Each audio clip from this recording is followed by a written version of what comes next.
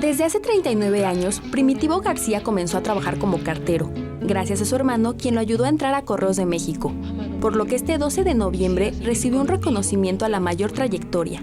Sí, si volvieran a hacer, yo sí me gustaría volver a ser cartero. ¿Por qué? Porque estoy contento con mi trabajo. Primitivo vive feliz y agradecido por ser cartero, ya que le ha traído muchas cosas buenas a su vida, una de ellas, su esposa. Me tocó esa área de reparto donde ella trabajaba. Ajá. Y pues ya me tocó repartir, la vi ella trabajando, dije, bueno, pues, qué mujer, ¿no? Y así empezó, así la conocí, así empezó nuestra relación. No obstante, como cualquier otro oficio, este también tiene sus complicaciones, pero eso no impide que disfrute su trabajo y haga lo que sea necesario para darle un buen servicio al cliente, entregando hasta 1000 piezas de correspondencia al día.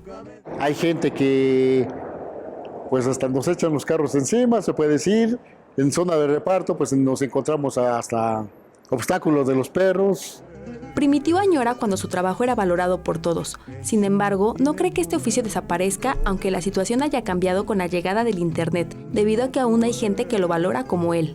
Yo, a pesar de todo, tengo esperanzas de que vuelva a subir y, si es posible, a estar donde estaba cuando yo entré a mis 39 años.